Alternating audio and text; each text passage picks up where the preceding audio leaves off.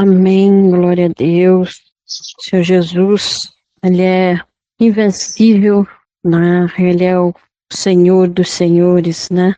E o mais poderoso, e acima de todos os nomes Ele está. Glória a Deus por isso, porque não existe adversário para Jesus, né? Porque ninguém está à altura dele para guerrear com ele. E glória a Deus por isso. E glória a Deus porque ele também está no controle de tudo. E não importa o que aconteça, não importa o que tudo pareça a se transformar em um caos, que tudo pareça se bagunçar, se desorganizar. Deus sempre está no controle, embora às vezes pareça que não. E hoje, esses dias, pensando no tema, eu estava refletindo sobre uma prisão que muitas pessoas sofrem justamente por atribuírem a Satanás um poder que ele não tem, por desconhecimento ou por pregações, né, por pastores e igrejas que às vezes falam muito mais no demônio do que no próprio Deus. Então, por isso eu resolvi trazer este tema, que é um tema muito importante, e este tema, ele nos mostra, né, sobre o poder soberano de Deus.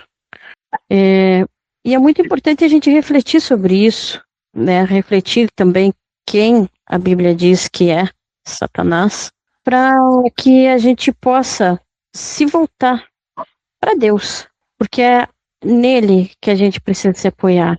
A gente precisa focar em Deus, focar na sua proteção, naquilo que ele nos prometeu, nas promessas espirituais e na proteção que ele pode nos dar, porque ele é invencível, ele é poderoso.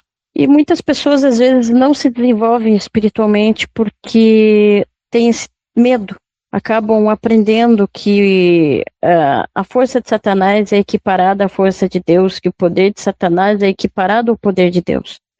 Mas as coisas não são dessa maneira. Satanás, ele tem poder? Tem, mas Deus está no controle de tudo. Deus é quem estabelece os limites para que ele possa agir. Ele não age se Deus não permitir. Ele não pode ir além dos limites. Nós vamos falar sobre isso.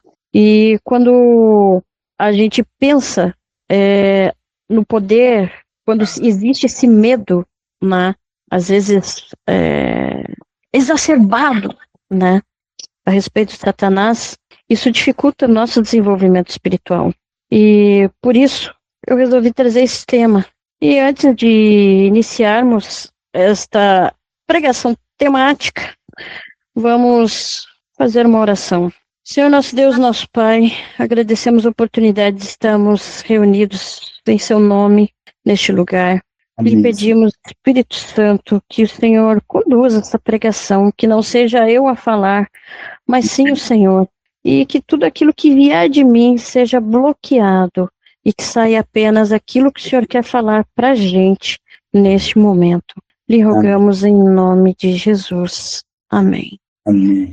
Nós podemos verificar, de acordo com a palavra de Deus, Satanás ele é o inimigo das nossas almas, né?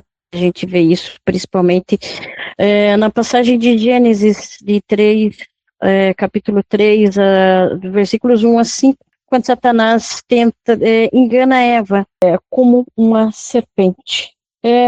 Ele também é inimigo de Deus, porém ele não é um adversário, uma vez que nenhuma criatura de Deus levantou para pelejar contra ele. A gente pode verificar, principalmente nas passagens no livro de Isaías e também no livro do profeta Ezequiel, que Satanás foi um anjo de luz que se deixou dominar pelo orgulho e por querer receber a glória de Deus e também por querer ser Deus, ele foi expulso dos céus juntamente com a terça parte dos anjos, né, que foram essa parte que se ajuntaram a ele. Tanto em Isaías 14, versículos 12 a 15, e Ezequiel 28, 12 a 17, é descrito a queda do filho da alvorada, né, que é esse anjo de luz que foi um querubim que habitou no Éden. E também a queda simbólica, né, do querubim. Isso é feito quando Ezequiel, tanto quanto Isaías, estava profetizando contra o rei da Babilônia e Ezequiel contra o rei de Tiro. Né? Ali se fala sobre a queda do anjo de luz e a gente vai ler essas passagens que esses reis eles eram soberbos, né? E orgulhosos, achavam-se deuses semelhante a Satanás antes da queda. Então, quem era Satanás antes da queda? Nós vamos verificar aqui. Então, vamos ler primeiro Ezequiel 12, 28, 12 a 17. Você era modelo de perfeição, cheio de sabedoria e de perfeita beleza. Você estava no Éden, no jardim de Deus. Todas as pedras preciosas o enfeitavam. Sádio, topázio, diamante, berilo, ônix, jaspe, safira, carbúnculo e esmeralda. Seus engastes e guarnições eram feitos de ouro. Tudo foi preparado no dia em que você foi criado. Você foi ungido como um querubim guardião, pois para isso o determinei. Você estava no Monte Santo de Deus, que caminhava entre as pedras fulgurantes. Você era inculpável em seus caminhos, desde o dia em que foi criado, até que se achou maldade em você. Por meio do seu amplo comércio, você encheu-se de violência e pecou. Por isso, eu lancei em desgraça para longe do monte de Deus e o expulsei, ó querubim guardião do meio das pedras fulgurantes. Seu coração tornou-se orgulhoso por causa da sua beleza, e você corrompeu a sua sabedoria por causa do seu esplendor. Por isso eu atirei à terra, fiz de você um espetáculo para os reis. Quem são os querubins? Os querubins, eles são anjos, seres ligados à guarda divina. E nesse texto aqui de Ezequiel, que eu resolvi começar por primeiro, ao invés de Isaías, lembrando que eu fiz a leitura aqui na Bíblia NVI, a grande maioria dos textos estarão na Bíblia NVI, ele fala sobre a soberba do rei de Tiro, o qual levou à queda devido aos seus pecados. Porém, esse texto ele alude à origem de Satanás, o qual era um querubim guardião, né, devido à sua soberba de querer ser Deus, né, ou ser até mesmo maior do que Deus. E aqui em Isaías 14, 12 a 15, a gente vai falar sobre a queda também. É uma outra passagem que descreve, que é a respeito da profecia contra o rei da Babilônia. Como você caiu do céu, ó estrela da manhã, filho da alvorada, como foi atirado à terra, você que derrubava as nações, você que dizia no seu coração, subirei aos céus, erguerei o meu trono acima das estrelas de Deus e me assentarei no monte da Assembleia, no ponto mais alto, mais elevado do Monte Santo. Subirei mais alto que as mais altas nuvens, serei como o Altíssimo. Nas profundezas do Sheol, você será levado, irá ao fundo do abismo. E ela simplesmente reforça, né, aquilo que eu tinha falado sobre Satanás desejar ser Deus, e por isso ele será, né, levado ao fundo do abismo. É algo que a gente verá se cumprir em profecia futura, porque o fim de Satanás está próximo. Inclusive, essa profecia, ela é repetida em Apocalipse 21, 1 a 3, relata sobre a visão de João, né, que viu um anjo descer do céu e lançar Satanás no fundo do abismo. E Jesus também relata nos evangelhos que viu Satanás cair do céu, como um relâmpago, em Lucas 10, versículo 18. E a Bíblia, ela nos diz lá que Satanás ele é enganador, conforme comentei acima referente a Gênesis, ele é mentiroso e pai da mentira, segundo o Evangelho de João 8, versículo 44. Ele se reveste de anjo de luz, segundo a 2 Coríntios 11, versículo 14, e ele é o grande dragão que engana todo mundo, segundo o Apocalipse, capítulo 12, versículo 9. E ele é nosso adversário e acusador. Nós vemos isso é, no livro de Jó, capítulo 1, versículo 6, em qual ele acusa Jó diante de Deus. E em Zacarias também nós vemos ele acusando o sumo sacerdote Josué. Zacarias capítulo 3, versículo 1. Porém, quando estamos em Cristo Jesus, e numa verdadeira comunhão, numa comunhão genuína, numa comunhão profunda, quando verdadeiramente estamos crucificados com Cristo, o seguindo verdadeiramente, ele não tem como nos atacar. Tanto que em 1 Pedro, capítulo 5, versículo 8, ele diz, o vosso adversário, o diabo, anda em derredor como um leão que ruge, esperando encontrar alguém a quem tragar. Sem a permissão de Deus, ele nada pode fazer. E também, aqui, ele também é descrito como um acusador dos nossos irmãos, em Apocalipse 12 e 10, como acusador dos nossos irmãos. E ele também é tentador, como a gente pode verificar nos evangelhos, na tentação de Jesus, principalmente em Mateus capítulo 4, versículos 1 a 11, e também em todos os demais evangelhos sinóticos, né, Lucas principalmente. E ele também tem a questão, ele nos aflige, né, como na passagem a gente vê no livro de Lucas, em que Jesus fala aos discípulos que Satanás vos reclamou para vos peneirar, mas ele clamou ao Pai para que a fé de todos não desfalecesse, né? Já adiantando todas as perseguições, todos os entraves que eles iriam sofrer, né? Para pregar o Evangelho. E também a Bíblia diz que ele é o príncipe deste mundo, em João, no Evangelho de João, capítulo 12, versículo 31.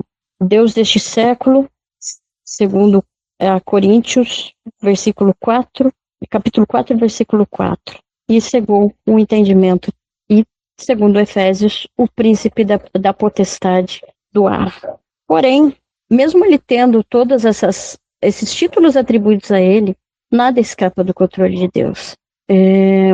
Como eu havia dito, nós podemos verificar no livro de Jó e também em todas as passagens em que Jesus expulsa demônios, Satanás ele é obediente a Deus. É algo polêmico, né? Nós que somos cristãos nem sempre obedecemos, né? Muitas vezes, inclusive, não obedecemos. Mas Satanás, ele não contraria aquilo que Deus manda. Ele vai somente até onde Deus permite. Isso a gente verifica nos capítulos 1 e 2 do livro de Jó, quando primeiramente Deus autoriza, né, que ele fira tudo o que Jó tinha, mas pede para não tocar em Jó, né? E Satanás obedece. Ele toca nos bens, toca nos filhos, mas não toca na carne de Jó, não toca no corpo de Jó. E depois a gente vê no capítulo 2 que Satanás se encontra outra vez com Deus, e Deus autoriza que Satanás toque no corpo de Jó, que fira a carne de Jó, mas não tire a sua vida. E, adivinhe, o que acontece? É exatamente o que Satanás faz. Ele não tira a vida de Jó, mas fere Jó dos pés à cabeça. E tanto que Jó tem que se coçar até mesmo com um caco de louça para poder se aliviar. Em Mateus 4, versículo 10 e 11, Jesus, após ser tentado por Satanás, ele pede para que ele se retire. E Satanás atende. Sendo Jesus homem, esvaziado de toda glória, mas Deus, porque ele não deixou de ser Deus. Ele é homem e Deus em uma união hipostática. E após Satanás se retirar, os anjos vieram lhe servir. Interessante. Outra passagem também, existem várias passagens que refletem, que comprovam a obediência de Satanás e também o poder de Jesus, né? Porque, como eu já tinha dito, o nome de Jesus ele é poderoso. E em Mateus 8, 28 a 32, Jesus expulsa os demônios de 2 endemoniados na região de Gadara. E, inclusive, essa passagem ela é bem interessante, porque ela também mostra que ainda que Satanás minta para várias pessoas que ele é mais poderoso do que Deus, eles sabem que o fim deles está próximo. Os demônios sabem que eles serão atormentados. E a gente vê aqui, nesta passagem, quando ele chegou ao outro lado, a região dos Gadarenos, foram a seu encontro 2 endemoniados que vinham dos sepulcros. Eles eram tão violentos que ninguém podia passar por aquele caminho. Então eles gritaram: "Que queres conosco, filho de Deus? Viestes aqui para nos atormentar antes do devido tempo?" A certa distância deles estava pastando uma grande manada de porcos. Os demônios imploraram a Jesus: "Se nos expulsas, manda-nos entrar naquela manada de porcos." E ele lhes disse: "Vão." E eles saíram, entraram nos porcos, e toda a manada atirou-se precipício abaixo em direção ao mar e morreu afogada. Mais uma vez, a gente vê Jesus ordenando. Nenhuma ação dessa passagem ela provém dos demônios. Essas ações elas não são autônomas, elas são ações ordenadas por Jesus. Jesus disse: "Vão", e eles foram. E é muito interessante que isso evidencia um milagre sobrenatural e a libertação desses endemoniados. Porque por meio desta passagem, por meio do poder de Jesus, ele simplesmente venceu um grande exército, porque a gente vê que em um dos outros evangelhos, Jesus pergunta qual que era o nome desses demônios, mas de cunho pedagógico. E eles se chamam Legião, porque são muitos. Jesus manda eles a uma manada de porcos. E esses porcos, eles morrem. Todos eles atiram-se precipício abaixo, evidenciando que o ladrão veio para roubar, matar e destruir. E isso evidencia, mais uma vez, que os demônios, eles obedecem. E o mais interessante, gente, eles creem e temem de medo, coisa que, infelizmente, muitos de nós, muitas vezes não cremos. E aqui, sobre eles quererem, Jesus atender o pedido deles, eles tiveram que solicitar Jesus para que entrasse nas manadas de porcos. E isso demonstra a autoridade absoluta de Jesus. E mais uma vez demonstra que tudo está debaixo da sua autoridade. Até mesmo os demônios. Nada está fora da autoridade de Jesus. E ele também quer mostrar que o reino de Deus está vencendo o reino das trevas com essa passagem, e também que o valor do homem supera bens materiais, né? Porque embora Jesus não precisasse mandá-los para a manada de porcos, ele o fez, né? Ele o fez para evidenciar o valor da vida humana. E essa passagem ela pode ser verificada nos evangelhos de Marcos, capítulo 5, versículos 1 a 20, e Lucas 8, 26 a 39. E também existe a expulsão de um demônio de um menino mudo e cego, que é citada no evangelho de Marcos, capítulo 9, versículos 14 a 29. Na qual Jesus ele ordena que o espírito saia do menino e nunca mais volte. E é muito interessante que os discípulos, antes que Jesus realizasse essa expulsão, eles tentam expulsar esse demônio, porém não conseguem, né? Já que a casta ela só saía com jejum e oração. E é muito interessante e é muito importante a gente lembrar que Jesus deu a todos os seus discípulos, ou seja, aqueles que o seguem, aqueles que o seguem de forma genuína, o poder de expulsar demônios, né? Marcos, inclusive, descreve em seu evangelho, capítulo 16, a partir do versículo 17, os sinais que acompanharão aqueles que creem em Jesus. E é importante a gente lembrar desses sinais, não pensando numa questão triunfalística, não pensando numa questão de, eu tenho poder, mas pensando na autoridade e na grandeza de Jesus e o que a nossa proximidade com Ele pode fazer, sem deixarmos de temer a Deus, porque tudo é através dele e não da nossa força. E esta passagem, ela diz o seguinte: estes sinais acompanharão os que creem. Em meu nome expulsarão demônios, falarão novas línguas, pegarão em serpentes, e se beberem algum veneno mortal, não lhes fará mal. Imporão as mãos sobre os doentes e estes ficarão curados. E no próprio no Evangelho de Lucas, a gente vê os discípulos maravilhados, né? Em Lucas 10:17, que ele diz: Senhor, em teu nome os demônios se submetem. E em Atos 16, versículo 18, Paulo expulsa um espírito de adivinhação, dizendo: em nome de Jesus Cristo te mando que saias dela. Então, não é a gente, mas é Jesus, é Deus, e é tudo segundo a vontade dele, não segundo a nossa vontade, nem segundo o nosso querer. Né? Eu digo isso porque, principalmente a questão das doenças, das enfermidades, né? Quem crê poderá colocar a mão sobre os doentes serão curados. Mas isso depende não só da nossa vontade, não só da nossa fé, mas depende da vontade de Deus. Porque a gente não sabe qual é o propósito de Deus para aquela pessoa. E então nós precisamos lembrar que nada sai fora do controle. E aqui no Evangelho de Mateus também a gente vê que Jesus, né, evidencia essa autoridade que Jesus deu aos discípulos para expulsarem espíritos imundos. Em Lucas também. Portanto, nós não devemos ficar ansiosos ou se impressionar com as ações de Satanás no mundo. Porque ainda que o mundo jaza no maligno, conforme está escrito em 1 João 5,19, né, que ele diz: o mundo jaz no maligno, Deus está no controle de tudo.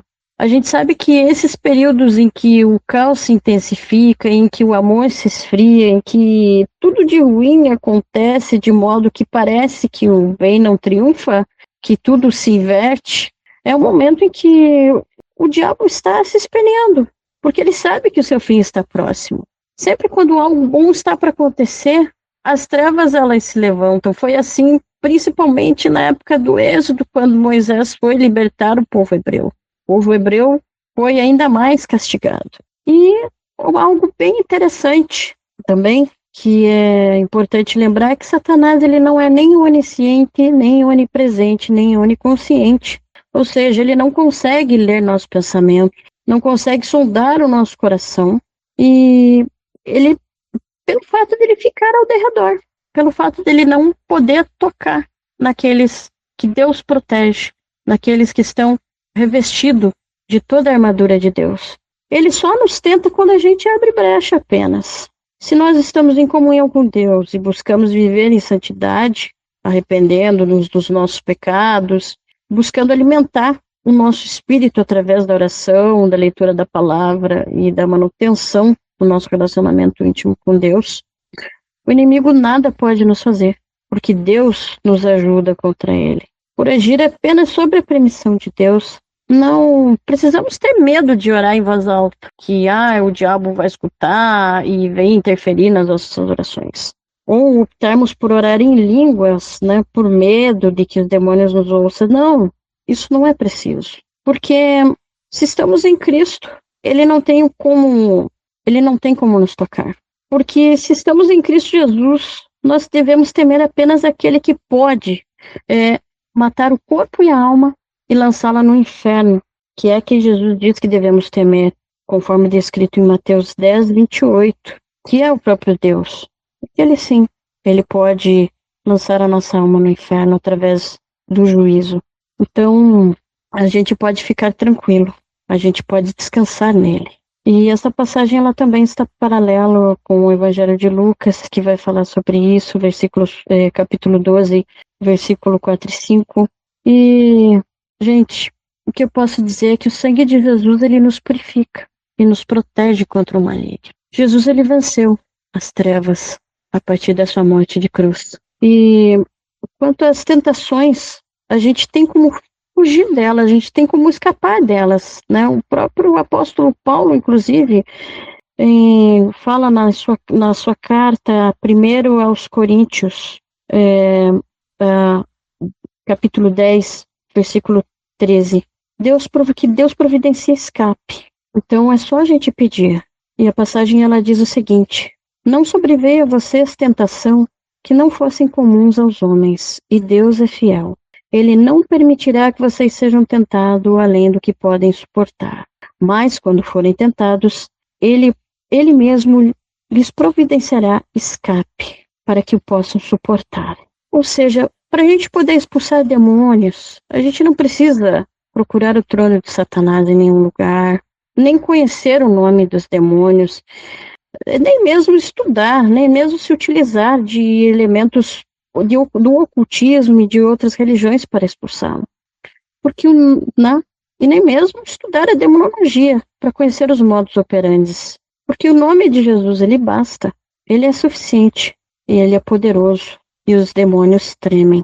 E isso ele é comprovado, né? Que a gente não deve buscar no ocultismo e nem na demonologia a expulsão de demônios, né? Porque Jesus ele diz em Mateus, eu vou ler a passagem toda, né? Para ler um contexto aqui, Mateus 12, 22 a 26, mas eu vou ler esta passagem. Então levaram-lhe um endemoniado, que era cego e mudo, e Jesus o curou, de modo que ele pôde falar e ver. Todo o povo ficou atônito. Não será este o filho de Davi? Mas, quando os fariseus ouviram isso, disseram: é somente por Beelzebu, o príncipe dos demônios, que ele expulsa demônios. Jesus, conhecendo os seus pensamentos, disse-lhes: todo reino dividido contra si mesmo será arruinado, e toda a cidade ou casa dividida contra si mesma não subsistirá. Se Satanás expulsa Satanás, está dividido contra si mesmo. Como então subsistirá seu reino? Logo, Satanás não expulsa Satanás. Então, não adianta a gente procurar no ocultismo libertação, ou nos utilizarmos de elementos do ocultismo. A própria palavra de Deus nos dá os elementos suficientes para que a gente possa recorrer a Deus e possa buscar a libertação, porque o único que liberta é Jesus Cristo. Logo, lembro mais uma vez que o nome de Jesus ele está sobre todo nome e devemos resistir a Satanás, conforme recomenda-nos o apóstolo Tiago, que diz: resistir ao diabo e ele fugirá de vós, porque o diabo ele foge e depois busca uma nova oportunidade de voltar a nos tentar. Ele diz isso em sua carta, capítulo 4, versículo 7. Na carta aos Efésios, nos é indicada a armadura de Deus para que possamos resistir ao diabo. Inclusive, eu vou ler a passagem toda, porque é uma passagem muito interessante, que é Efésios capítulo 6, 11 a 18, que diz: vistam toda a armadura de Deus para poderem ficar firmes contra as ciladas do diabo, pois a nossa luta não é contra pessoas, mas contra os poderes e autoridades, contra os dominadores deste mundo de trevas, contra as forças espirituais do mal nas regiões celestiais. Por isso, vistam toda a armadura de Deus, para que possam resistir no dia mau e permanecerem inabaláveis depois de terem feito tudo. Assim, mantenham-se firmes, cingindo-se com o cinto da verdade, vestindo a couraça da justiça, tendo os pés calçados com a prontidão do evangelho da paz. Além disso, usem o escudo da fé, com o qual vocês poderão apagar todas as setas inflamadas do maligno. Usem o capacete da salvação e a espada do Espírito, que é a palavra de Deus. Orem no Espírito em todas as ocasiões, com toda oração e súplica. Tendo isso em mente, estejam atentos e perseverem na oração por todos os santos. Ou seja, nós resistimos em conjuntos, em comunidade, orando uns pelos outros. E algo interessante também que é importante lembrarmos que na primeira carta de João, capítulo 3, versículo 18, ele diz que o Filho de Deus se manifestou para desfazer as obras do diabo. E foi o que ele fez durante seu ministério e também após morte e ressurreição. E no fim, não mais que menos importante, nós relembramos o fim de Satanás, que é revelado pela palavra de Deus. E por isso Satanás ele se encontra alvoroçado, buscando levar consigo o máximo de pessoas possíveis. Em Romanos ele diz, no capítulo 16, versículo 20, o Deus da paz esmagará em breve Satanás. E sim, como Jesus está às voltas, isto está prestes a acontecer. Glória a Deus. Embora eles de Satanás já sejam derrotados. Apocalipse 21, do 1 a 3, Satanás será preso por 1000 anos no abismo. E depois ele será lançado no lago de fogo. Desculpa, Apocalipse 20, 1 a 3. No anterior também eu tinha falado Apocalipse 21, mas é Apocalipse 20. E ele diz no Apocalipse 20, versículo 10, o diabo que as enganava foi lançado no lago de fogo que arde com enxofre, onde já haviam sido lançados a besta e o falso profeta. Eles serão atormentados dia e noite para todo sempre. Portanto, precisamos permanecer firmes em Deus e busquemos entregar as nossas ansiedades e medos a Jesus, porque Ele pode nos confortar. E logo, como Cristo já está nas portas, recorramos a Ele para buscarmos segurança em meio às tempestades que virão. Permaneçamos com Ele também nos nossos períodos de bonança, pois Ele é o nosso refúgio. Portanto, tendo em vista tudo aqui que foi colocado dentro da palavra de Deus, não devemos temer a Satanás. A gente deve sim respeitar, não buscar desafiá-lo, porque ele é nosso adversário, né? E sem Deus nós não podemos contra ele. O que devemos fazer é resisti-lo com todas as forças que vêm de Deus, porque a nossa força ela não vem de nós, a nossa força ela vem dele. Então, que possamos aprofundar ainda mais a nossa comunhão com Deus, possamos vigiar principalmente e orar para que não sejamos surpreendidos pelo inimigo.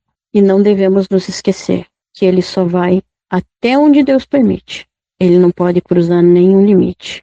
E nós, por conseguinte, precisamos refletir nessa obediência citada e buscarmos a ser mais obedientes a Deus. Satanás, ele viu Deus de perto, ele conhece, ele crê. Os demônios viram.